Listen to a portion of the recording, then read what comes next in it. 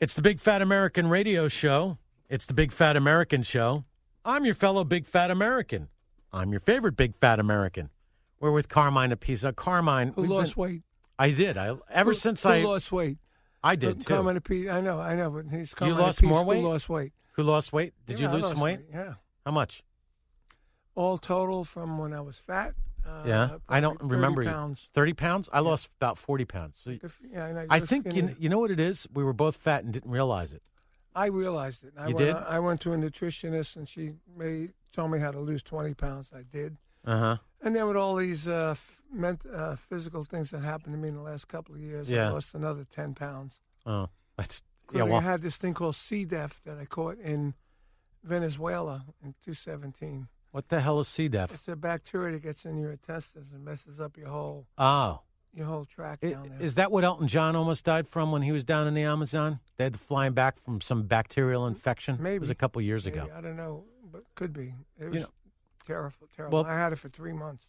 Thanks for letting me know that. I'm going to take South America off my travel list. No, just take Venezuela. Venezuela? Oh, who's going there now? Nobody. Well, we were there right at the tail end of the whole thing. It was a great gig with Cactus. And where we were, it was great. In the main cities, it was all rioting. But we were on like a resort and played. But we did have police escorts everywhere. When we landed at the airport, there were news people waiting for us. And really? Yeah. It's TV news and all that. And then we got into this van and in front of us and back of us, police escorts taking us to the hotel. Yeah. Did you notice what kind of weapons that they had? Big weapons. Did it scare you? No. No. I felt safer, actually. Really? Yeah, because I knew it was crazy down there. You know, you tell me some crazy stories over the years, and they just keep getting better and better. Like, everything about you is just, you're not going to believe this one, and then you tell me, and I'd sit there and go, man, that's unbelievable. And then I put them all in, some of them in the book. There's still plenty of them that not in the book. Oh, yeah, that's right. What's the name of your book again? Stick It, My Life of Sex, Drums, and Rock and Roll. I'm mentioned in Chapter 5. Okay. You told me that. I don't remember. Look, I wrote a book, too, and I forgot what it was about. Yeah. It just sits in I never read it after. I got upset when I saw my book that I wrote on Amazon for 6 cents. Really? Yeah, used. I'm like, that's insulting. Don't even sell it for 6 cents. Sell it for 6 a cents. nickel. Just see, a nickel. It really? costs more to mail it. Unbelievable, right? What we like to do on this show is what we call Rock Bio. Your brother did it a couple weeks ago. Who? Rock Bio, your brother, Vinny Appice. Vinny, yeah, my brother, right. And we talked about the difference of the pronunciation of your last name, and then your brother Fred. Frank or Fred? Frank. Is it Frank? Frank.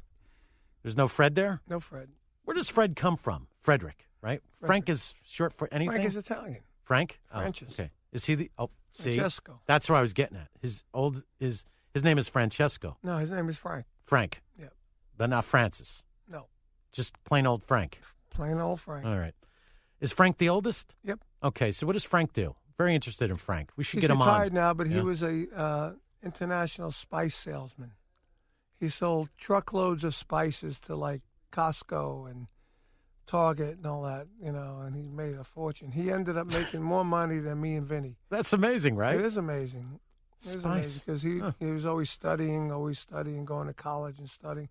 Graduated as a chemist, worked for Pfizer, and then ended up working for a spice company, which is really chemicals anyway. Yeah. What was the name of the spice company? Baltimore Spice. Oh, that's near McCormick, Baltimore Spice. Is it? Yeah, I guess so. And then that was the original company. Then he went in with another guy, and they started another company. And when he retired, he ended up having a little percentage of it. Oh, that's nice. So he's doing very well. Were your parents happier with Frank than you two? Oh, yeah. Of course they were, yeah. Not as happy as with me and Vinny because Frank didn't do any shows. Wow. They didn't see Frank on TV. When Vinny was here, he was telling me that, I can't believe that your parents must have been something else too, because they gave him permission to drop out of school so he can play drums with John Lennon. I guess it was a win-win. Yeah. And there's a song on this Appice album. All right. Called Brothers and Drums. Brothers and Drums. Which tells the story and of me and Vinny. He did say that you inspired him to become a drummer, which is cool. Anytime you're an older brother and your younger brother wants to take up after you, be like you, I mean, come on. Yeah, it's cool. Is there anything better than that? I don't think so. Yeah, and through his whole teenage years, he kept watching me on TV and playing in, Madison Square Garden, playing at big venues. So he wanted to do that. He said, that's what I want to do. But Listen, he did it on his own, I got to admit. I don't think people realize how big Vanilla Fudge was back in the day. You guys were huge. It was big. I mean, you were on Ed Sullivan twice? Yeah. We did every other show, Joey Bishop, Merv Griffin, Mike Douglas. We did all those talk shows. We had a top 5 single and 2 top 10 albums at once, all at the same time, and another album in the top 60, I think. So we had 3 albums on that top 100 and one single in the top 10. Generally, we like to do the rock bio so you tell your history, but I think most people that would hear you know who Carmine Appice is, and you were with Vanilla Fudge, Ozzy Osbourne, Rod Stewart. You're on Ed Sullivan a few times, twice you say. But is there something that people don't know about you that you've never been asked before when you do these interviews? Well, most people didn't know about this Guitar Zeus record. Well, yeah, we'll get to that. No, that's seriously, incredible. That's one of the only projects that was never really released here in America with a proper promotion. But now that's what we're doing now. Well, we were dealing with Guitar Zeus. Maybe I can remember. Was that at Q1043? I was dealing with Guitar Zeus. Yeah. So it goes back. When I went on Leslie's show in 2004. 4 or 5. Yeah, it goes back a long time. 13 years ago. Yeah. But I never released it here. Yeah. It was released in Europe. It did great in Japan and Europe. Volume 1, Volume 2. Then I did Guitar Zeus Korea, Guitar Zeus Japan. And that's I never smart. really released it here, So now it's the time. Now, because everybody on the record is big again. Oh, yeah. We'll go down the list. Back in the 90s, most of these guys were like me. The grunge was king, and we were like dinosaurs. Even like Vinny was playing with Dio. I was playing with Edgar in the early 90s, and we both played the same kind of clubs, Well, and now we're all back again, I remember hearing this for the very first time, and even the technology made it so that everybody wasn't in the same room when you would do the recordings. I thought there was a track featuring Dave Gilmour. No, that was Was that a momentary lapse of reason when I played. Oh, all right. I'm getting him. See, now what happens when we all get old as disc jockeys and rockers, we get all our stories confused. Carmine played drums. You're getting confused. I know the story. Well, no. Well, all right. Yeah. Well, okay. Fair enough. But Fair I'm enough. going to do another one, Guitar Zeus. All right. I'm going to ask David to play on it. You should. Now, a lot of people don't realize this. You're the only other drummer in Pink Floyd history where you played drums on Dogs of War, which is on the album Momentary Lapse of Reason. I asked Nick Mason about that. How did Carmine end up on the drums? And he said that he faked that he hurt his hand. What's the truth? Well, from what I heard, they wanted some new blood, some new energy, and that he had something going on with his hands. Uh-huh. His calluses were soft or something, because he was racing his Ferraris and he wasn't playing drums much. Must be. Also on that album is Jim Keltner. I didn't know that. Me and Jim Keltner on that album. I'm actually on one track. He's on the rest of the track. Oh, so he does all the rest, and you're on Dogs of War? I'm on Dogs of War, because Bob Ezrin called me and said that I'm producing this record. They're screaming for Carmine drum fills, and I said, "Who's the band?" He said, "Pink Floyd." And I said, "Where's Nick?" He said, "Well, that's what he told me. He told me his calluses were soft, and he's been racing his cars, and they want some new energy. And this kind of track needs my kind of fills that Nick doesn't do." Yeah, it's an interesting track, to say the least. That must have been a cool experience to be able to play with the Floyd that is Pink. One of my favorite bands, man. It was, yeah. And then there's something about your style. I always... Now I really pay attention more so than ever before as I get older and I listen to tracks over and over again and play them on the radio. Now I try to get the nuances of the drumming. Mm-hmm. And, my daughter Sophie, she thinks you're the greatest. I mean, Uncle Carmine this and Uncle Carmine that. That's great. When did you see Carmine, And she loves Do You Think I'm Sexy? And every time I listen to that track, I go, what the hell is with the dime so I can call my mother? Who's dime? Who's calling the mother and why? Well, that was Rod's lyrics. Oh, I can blame it on Rod. Blame it on Rod. Now, when we sing that song, because I have a Guitar Zeus version of it. Yeah. It's not on the CD. It's on the It's on a website? on the Spotify and all that. Oh, okay. And it's me and Pat Travis, and I sing it. And I said, give me $1 So I can call my your mother. Yeah, Or how about give me your calling card number so I can call your mother? Right. How about Why are you calling the give me mother your in cell that song? I phone so just I don't can- understand. let me- Mom, let I'm me- not coming home. I'm getting laid. I mean, what is that? Yeah, that's probably it. You know, You would call your mom to let her know well, that you call your mom to let her know he's not coming home. is I've she done that. calling or are She's you calling? calling. She's calling. And mom was Oh, okay well, with he that? said, give me a dime so I can call. Call your mother. Oh, he's calling. That's really He's being brazen. a nice guy. Yeah. Hey, Mom, I'm not bringing her home tonight. You get my drift? You pick up, I'm putting down. All right, sick bastard. Yeah. Then you're also in the video for Hot Legs. Yep. You played the drums on that. And then every once in a while, because you're a friend of mine, every time I see some of those old videos, I'm like, oh, man, look at him. Look at Carmine. Yeah, right. Remember Blue Murder? Yeah, of course. Yeah, Jelly Roll. That was a great album. Great song, yeah. And I remember you telling me we were in the back of a taxi long ago over on 26th Street. I remember the 26th Street. I go, hey, do you have that on vinyl? You couldn't find any of the Blue Murder on vinyl. So is there any plans to maybe remaster the Blue Murder period? Or I don't know. It's John's deal. He owns it, John I Sykes. see. So I don't Okay. really get involved in it. All right. You Well- know, I tried to get Blue Murder reunion for years and years, and I stopped. I said forget it. And finally, he's going out he wanted to go out and do a John Sykes and Blue Murder tour, and I said I don't want to do that. So he's Yeah. going to go out as John Sykes with Tony Franklin and another drummer and play some of his new albums, a couple of Blue Murder, Thin Lizzy, White Snake, and all his history. All right. I said, that's your thing. When you're ready to do Blue Murder, call me and we'll go out and do Blue Murder. All right. Well, let's go back. And this is a story that started in Denver on a station called KLZ. Okay. You guys are involved with it, Vanilla Fudge. This is the first time Led Zeppelin will play in the United States, and they Right. sent Led Zeppelin 1, the first album, to KLZ in Denver, a station I worked at one point. Oh, you were there? I didn't And know it was just life-changing for so many people. I could tell you what I know about the story, but I would like you to take us through how Led Zeppelin ends up joining Vanilla Fudge, which is a big band back in the day, and you agreed to pay them. that. Yeah. Well, As the story goes. Well, this is the story. It was sold out already when the agent, Ron Terry, asked promoter Barry Fay, I want to put Led Zeppelin on there, Jimmy Page's new band, $1,500. Come on, $1,500 for Led Zeppelin. He said, we don't need them. We're sold out. He said, come on, put them on. We just want to give Jimmy a little shot here. No, we don't need him. He says, I'll tell you what. You pay $750 and Vanilla Fudge, you pay $750. So he agreed to that. So from that, they got on to the first show. What happened after that?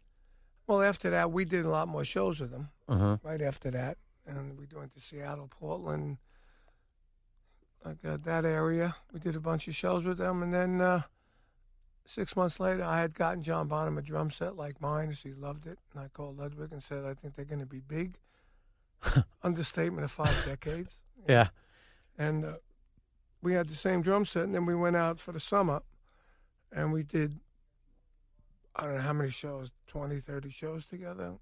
Now it was like alternating headline because they got so big so fast. Well, it also makes a lot of sense. I'll get to why it makes a lot of sense in a little bit. But that drum set that you got him, that's in the Rock and Roll Hall of Fame right now, isn't it? Well, they took away one bass drum after that tour. He had 2 bass drums on that tour. And then Robert and Jimmy thought he was too busy. They asked him Having to 2 take bass away- drums? Yeah, take away the 1 bass drum because he did great with 1 bass drum. Huh. But after he saw my kit, he wanted one like mine. Right. So when they took away that 1 bass drum, it became the Led Zeppelin drum set that became famous. Nice. Now, what makes sense when you think about it is Vanilla Fudge cut their teeth on covering songs. Yep. Right? And Well, Led Zepp- rearranging them, making them our own. That's exactly it. And Led Zeppelin did the same thing. Every single song on that first album, maybe with the exception of Good Times, Bad Times, is a blues cover from some others, whether it was Willie Dixon or Yep. Howlin' Wolf or Muddy Waters or whatever it might have been. But they claimed the writing. That they did. Now, see, this is a funny question. That I think it's a funny question, but I'll do this with a lot of artists. I go, when did you realize that Led Zeppelin was a cover band? And they don't know how to answer that. Only a few people would know what I'm getting at. I mean, of course you did. When you shook me, which Jeff Beck did too. Yeah. And then I didn't know the other songs were blues covers because I never really listened to blues. Yeah, well, it's kind of a genius move on their part. Yeah. There's more to this story when you talk about Led Zeppelin. I thought that, How Many More Times, Since You've Been Gone, whatever the name of this title, Since I've Been Loving You, whatever those were. I always thought that they were Led Zeppelin originals. Then I got the Willie Dixon, I think, box set. It's the chess set. And I found, oh, my gosh, they're covering all of these. I thought When the Levee Breaks was one of their own. It was a song that they got from Memphis Minnie about the Mississippi floods in the 20s, right? Oh. Traveling Riverside Blues, I thought that was one of their own. It's a Robert Johnson song that they redid. Nobody's Fault But Mine. Did I just already mention that? No, I didn't.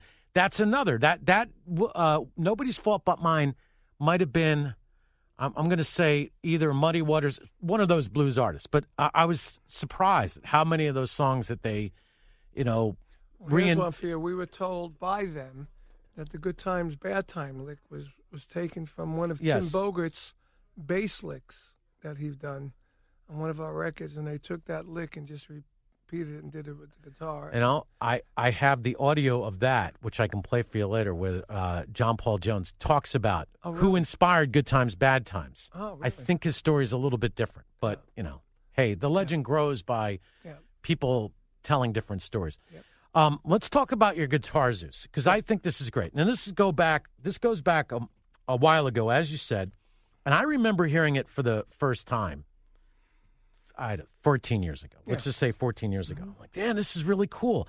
And we actually played some of the tracks on the Scott Meany Show, if you remember, because you'd fill in for Scott. Yep.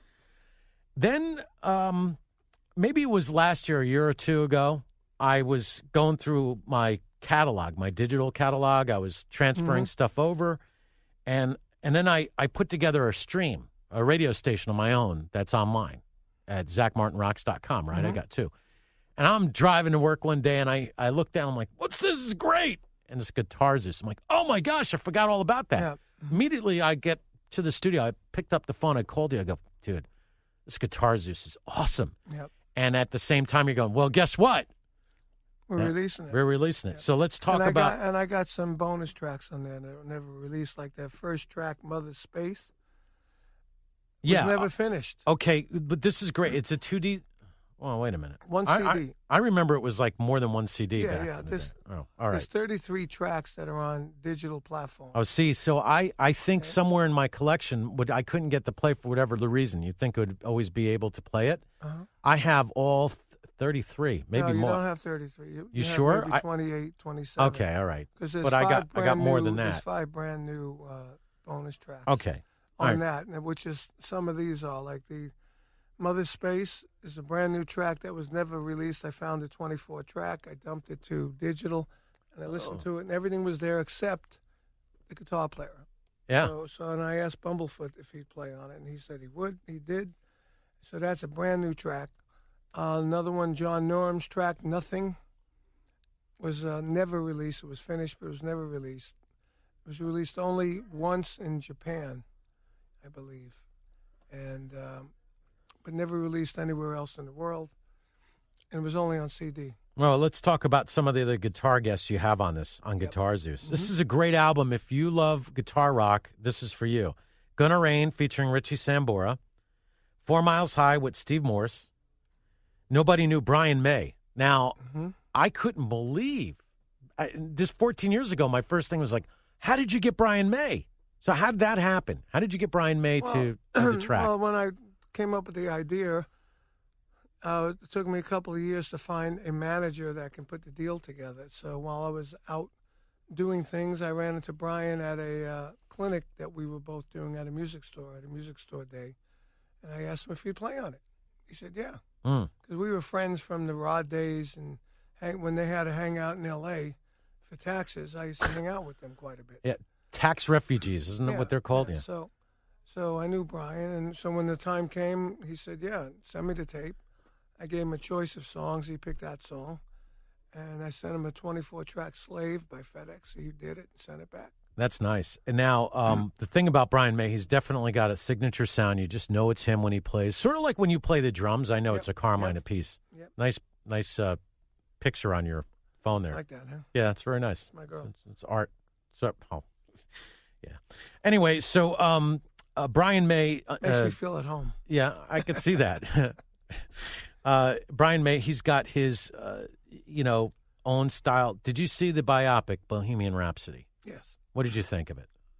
I thought it was good for a movie, but just like I just saw The Dirt also from. I didn't watch that. I don't know. I'm in the book. I was on their first tour. They opened up for Ozzy when I was with Ozzy. Oh, I see. So I mean the details are wrong. Yeah, well, timing's wrong. Yeah. Even the car that they had in the movie with Vince Neil that killed that guy Razzle, it wasn't a Ferrari. It was a Pantera, just like mine. Ford Pantera. Yeah, because I had the Ford red Pantera. He loved it, and he went out and bought the same thing. A '72 Ford Pantera. That's right. That's right. And that's what he did. So in the movie, it was a Ferrari, but it wasn't a Ferrari in real life. Just stuff like that. Yeah, but and I've been in touch with Mick lately. Mick Mars? Yeah. Oh, that's cool. Yeah, Mick did an interview for talking metal for me. I don't. This is kind of funny but cruel at the same time. I'm happy that Vince Neil's now fatter than me. Number one. He's not what? He's fatter than me.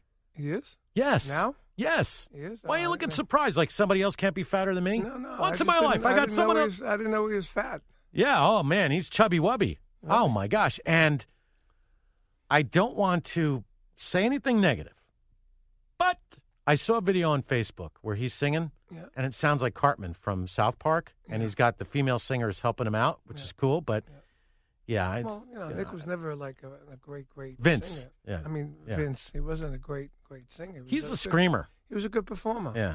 All right, well, I'll give him that. When they were opening up for Ozzy, they were killing it. The whole band was killing it. They were really good. Yeah. Well, they were good. I mean, they put on a good show. I became good friends with them in those days, and all right. I still talk to Mick. Mick's on this record. Mick Moss. He just did an interview with Talking Metal for me. Him and Pat Travis. You got Neil Sean on this. You got Slash. Yeah. You good friends with Slash? I was good friend.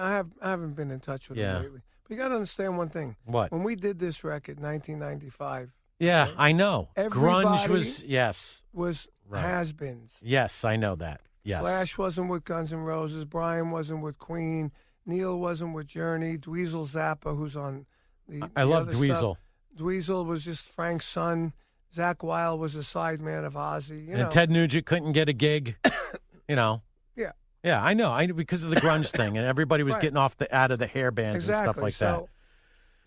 Everybody wasn't happening. Now everybody's big again. It's amazing. I mean, That's why we're cool. releasing this now. Yeah. I was just going to release it as a catalog deal, and then my guy I'm working with from Primary Wave said, "You need to keep the digital rights because soon iTunes is going to be out of the downloading business. They're going to be just streaming with Apple Music, and anybody that owns the digital rights is going to be making the majority of the money as a label, as well as whatever the artist makes." He said, so if you're going to do a catalog deal, don't give them digital rights. So I did that with that, and I did that with King Cobra Live. Oh, wow, cool. Sweden. Sweden. Right? Sophie's learning Swedish. Oh, that's just nice. letting you know. Yeah, so I put both of those on all the digital platforms on my own label, and Guitar Zeus is being released on my own label, Rocker Records, for CDs and vinyl. I like this, where that's a great vinyl. that's half and half. Yeah, great, and you're stitched together like you're some sort of Frankenstein. Yeah, that's sinister. And is the name Appice or Appice sinister? Well, I used to say when we were promoting that, I go, it's just like APPICE. It's only 3 letters longer than ELP. Okay, see, he made it funny. Yeah. All right, this is good stuff. I mean, I'm happy for you. I hope Guitar Zeus becomes a super digital hit for you worldwide. Well, And it should. It should. It should. It should do very well. That's what we're working on because it was never. I just wanted it to come out and do PR and get people to know about it because it's been out, but nobody really knows about it. Well, yeah, I knew about it, but I mean, what good does it mean knowing? About it, yeah. But now I'm doing a lot of interviews, and it's been. That's great. I mean, a lot of and the greatest thing about it is people are recognizing that this is not a compilation of like a tribute to anybody. This is the biggest collection of guitar players on one record. That's not a tribute to anybody. Yeah, you know what? That's ever done. I originally, if you remember, I did the voiceover for this commercial that was on television. Right, you remember? Yeah, Guitar Zeus, available at record stores everywhere. Yes, and we never finished that deal. Oh, we should do that again. Like I want to voice it. I'm thinking of putting it on like Access TV, but my guy in Primary Wave says it's financially not going to work for you because it. I'm going to tell you, people don't buy CDs anymore. No, they don't. Yeah. They'll get the digital stuff. The way it'll work is if we hit it hot and heavy on social media. So what we're going to do is we're going to make sure that we're all over Facebook. That's what we're doing. We're actually, he's having meetings today, planning buy ads all over social media for it. All right. Well, and we already released a video of Mother Space, a lyric video, and we're going to do a second lyric video. That's smart. And then you monetize it on YouTube. So you got it all going on. You're so smart. I can't believe it. You come up with all of these stuff. stuff. It for me. I don't know how to do it. Well, you got to hire the right people. You got to trust them. Yep. When you do these interviews with people, what is your biggest pet peeve, or what do you think that you've been on enough of these interviews or doing enough of these interviews over the years that like after a while the whole Q&A thing, I mean, what's good and what's bad? Help me out here. How can I be a better interviewer? No, I mean, for me, it's just when people go start at the beginning. I mean, God, you should know the beginning by now. Well, yes and no, because I think that every time you engage a new potential audience, that if they're tuning in for the very first time or they might have heard Carmine Appice for the very first time or Appice, that it's good to give a little bit of a rock bio. And what I like about that is you tell it in your own story. Instead of having the disc jockey or the person doing the interview pretending like they know everything about you, that's got to be annoying, right? Well, actually, I like that better because then at least you don't have to go like they started, well, what was your first album? I mean, come on, dude. Yeah, but what I want to know is like stuff like who bought you your first instrument? And what happened? Like, did you start playing on the pots and pans? Your mom told you to knock it off? I started playing with my cousin's drums and then get inspired by him and then go home, play the pots and pans, and then get toy drum sets for Christmas and then broke them. And then after a while, they kept seeing that I kept doing it. So they went to Sam Ash with me, and, my birthday's in December. Mine too. So they gave me a birthday and Christmas gift together. Yeah, you got screwed like me. $50 set of drums. Oh, that's sweet, though. Which was a lot of money. A lot of money back then. 60 or 60. Yeah. And it was a little piece of crap drum set from Sam Ash. And then your dad was like, I told you not to get him that damn drum set. I can't get any sleep around here. Frank, go beat up your brother. No? Didn't happen that way? No. My parents are very supportive. My father used to take me around to gigs, put the drum set in. Oh, that's cool. My first gig in the Bronx, I made $7.50. He drove me up there with the rest of the band. That's cool. See? It's funny. We could put the whole band in the trunk of his car. That's great. Yeah. But they were supportive. The only thing that they wanted me to do was go to a vocational school in case it didn't make it. Yeah. And I did, and I didn't like that, so I went to regular school and majored in music. But all through my teens, I was playing, making money. When I was 17, I bought myself a brand new 64 Chevy Super Sport 327. Oh, nice. I put $1,200 down. I made the payments. Nice. First car. See, people like to hear about that stuff. Yeah, First car, drum set. And then one day when I was 17, I was booked 3 times. I got 3 gigs in one night, so I booked 3 different bands, took percentages, and I made $300 that night. Nice. And that's a lot of money back then. That's like $3,000. That was my first opportunistic thing that I actually did. Yeah, which is my subject on my speaking gigs that I'm going to be doing. I'm going to call it how to be opportunistic. This is great.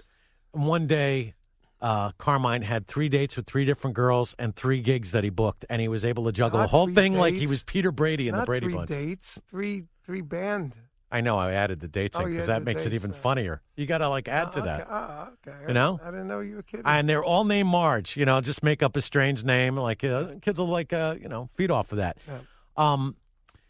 Now, when I was growing up listening, and I said this before and I'll say it again, the first album that I ever got was from my mom, right?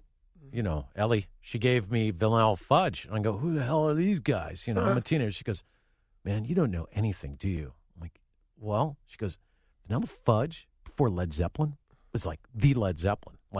You were cool before them. Yeah. And she goes, and they were Ed Sullivan, and, they're great. My mom was a big fan of yours. Oh, great. And too bad she's not alive to, experience all of this. But when I would listen to groups like, whether it's Led Zeppelin, Black Sabbath, Vanilla Fudge, or Cactus, or any of the heavy metal things, it's like, heavy metal or nothing, man. Hard rock or nothing, man.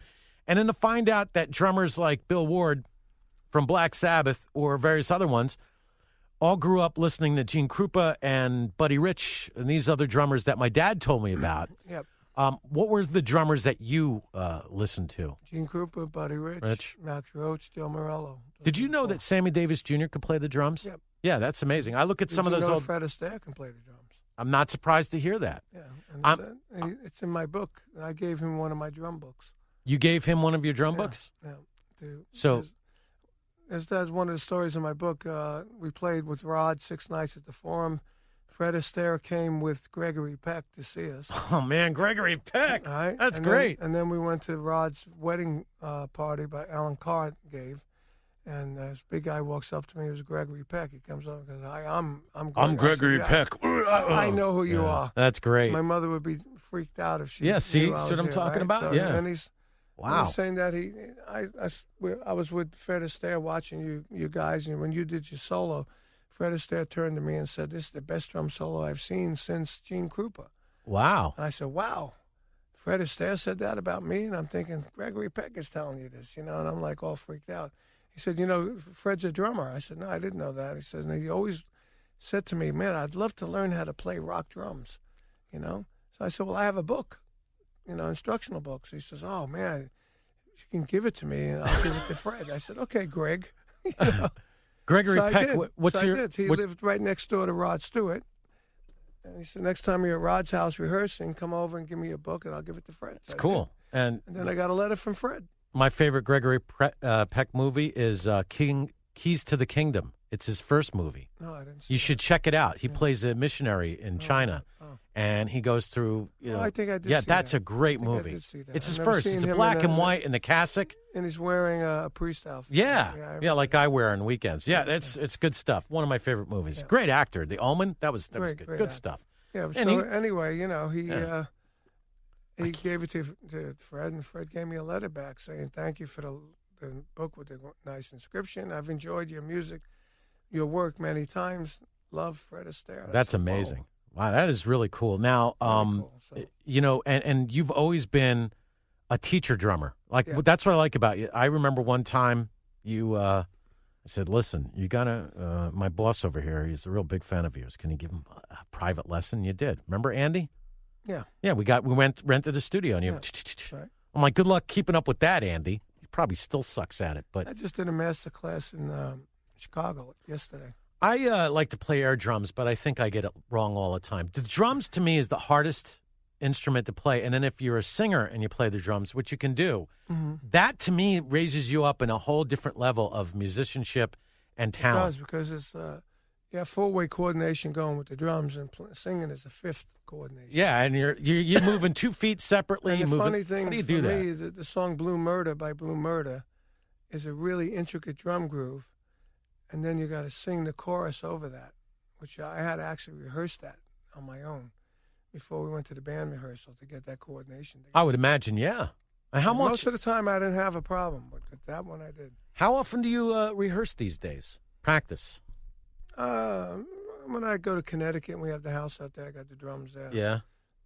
Go out there.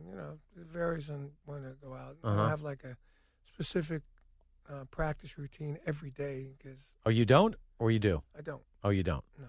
But back maybe when you were younger, did you? When I was a kid, Yeah. I studied. I practiced every day. See, I do the air drums, but I'm all over the place. I can't do that. No, I can't. drums is I not suck playing at drums. musicianship. I'm such a horrible Well, musician. that's what you do. You do this. Yeah, I do this. Big deal. I like to sing. It turns out that I've heard some demos of many famous singers, and it turns out that I can actually sing better than some of these guys.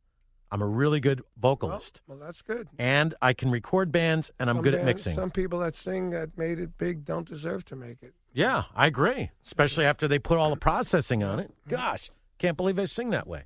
I will say this. Not only am I thinner than Vince Neil at this point, but I can sing better, too. Well, that's good. Yeah, but I'm a Vince Neil fan. Don't get me wrong. It makes me feel good. Well, I feel I seen the movie the other night, and I forgot about Vince's daughter dying. Ah, of that's cancer. horrible. Yeah, that's why you And can't I really. And I remember that. That's horrible. When it happened, I felt really bad. I do, remember too. calling him and giving my sympathies.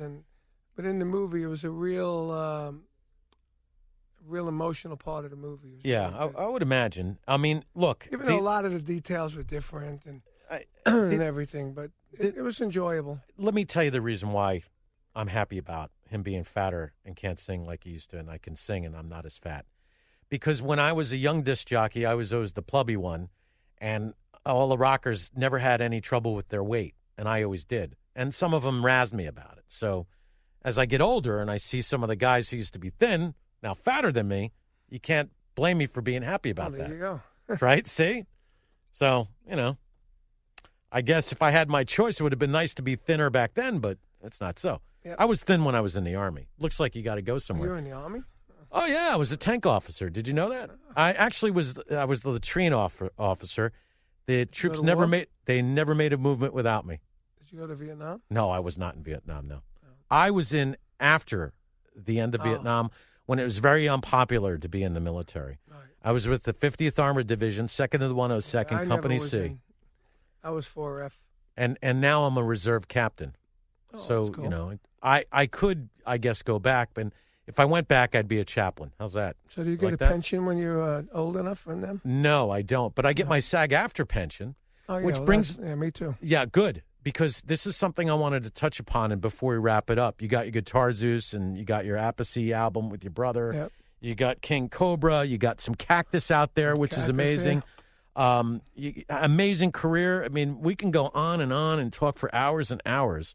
You're one of my closest, dearest friends for many years, and I love you. You know that, right? Yeah, and you introduced me and Leslie. That's right, and that got me into chapter 5 of your And book. we always say if we ever get married, you got to be the guy to do it. Yeah, that's right. I don't know if that's ever going to happen. It's been 15 years now. Well, now it's common law, so if you guys split up, you still got the legal issues, but that's not going to happen. You guys are perfect together. Yeah, You're so cute together. Yeah, we have a good time. Perfect thing, dear friends, Yep. What was I talking about? Now I'm getting I your don't know. I age. don't I'm know starting what to you're forget what talking I'm about. doing. You're just rambling on. God's sakes. No, there was something important that I was going to say. I know a lot of musicians on all different levels. They do a lot to, You're talking who- about pensions.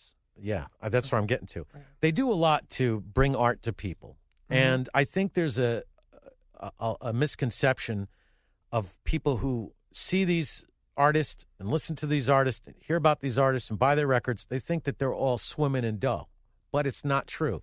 There are guys with platinum records that have no money in their pocket. That's right. They have no medical care, no insurance, Yep. no pension. Yep. They're back to eating musician soup, which is taking ketchup, water, and boiling it. You know about musician soup, right? I never done that. Well, I heard the stories from my dad, who my grandfather was a musician. He wrote a couple of songs. That's an old school thing. He wrote Red Sails in the Sunset and Harbor Lights. He played the drums himself, nice. played the piano. He had friends that were very interesting, like Al Capone and people like that. But I know that the loneliness and the heartbreak and the being without money and everybody forgets you. You're everybody's friend when you're riding high. They want the tickets. They call you up. They want the freebies. They want to go backstage. They don't understand that it costs you money to do all of those different things.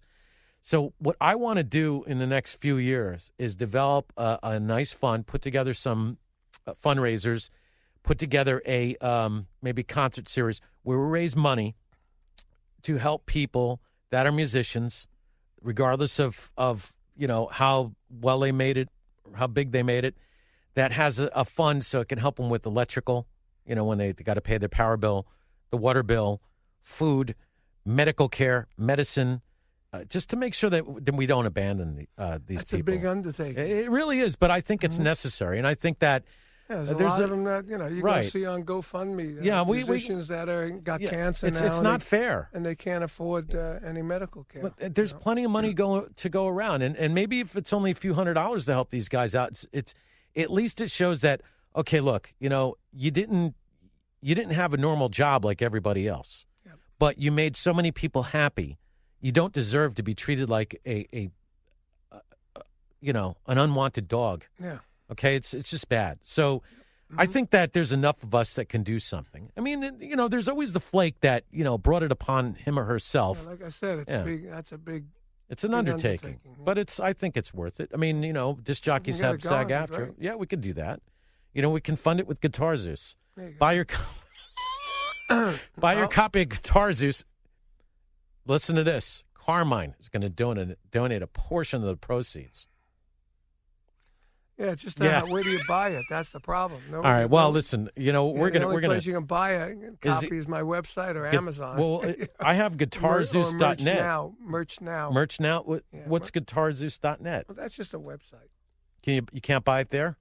No. No. I don't know. We don't know what we're talking about once again, but no. I mean, you can buy it on Amazon. You can buy it on my website. You can buy it on my website, CarmineAppice.com. And for the video, and you buy it on Merch Now. Do I look thin, video guy? Do I look thin? Maybe you go up like they do with all the fat newscasters. They go up higher so they look thinner. Well, that's what I do. I take it from the top. That's right. That's the old trick. And then you do the duck pout, duck thing. I don't have to do that no more. So all my skin is dropping. I have the natural. You look good for a 95-year-old. You really do. I do. Get Guitar Zeus now on Amazon. It's a fantastic collection of songs that will blow your mind, man, especially if you're in guitar rock. Spotify and all that, they can get 33 tracks. We're going to make sure that we play it on our stream. Yeah. We'll play it, And also, this is great. The Appice brothers, and your brother Frank says it completely different than the two. Appice? Mm-hmm. So, Frank, it's the Appice album, Carmine brothers, Carmine and Vinny. And then you got Sweden Rock Live, sweetest rock and roll. Good stuff. Show. Oh, and Cactus. Man, Cactus. Cactology. Yeah, this Cactus is good stuff. And then Patrick Van Buren. I don't know who that is. The guy behind the camera. Look, he made this. Oh, I didn't know that. He's got a track called Open Your Eyes, and it's about living on the spectrum. Oh. Yeah, so, we got musicians, none of us are the only drugs we take around this place is for blood pressure. That's the funny thing. All my old friends that I meet on the road and everything. We used to talk about what chicks were with, what drugs we were taking. Now it's like, are you on a cholesterol pill? Oh no, I'm on that. Yeah, are you on a blood pressure pill? Now this is a true story. One of the pictures of you and I were at the Gong Show.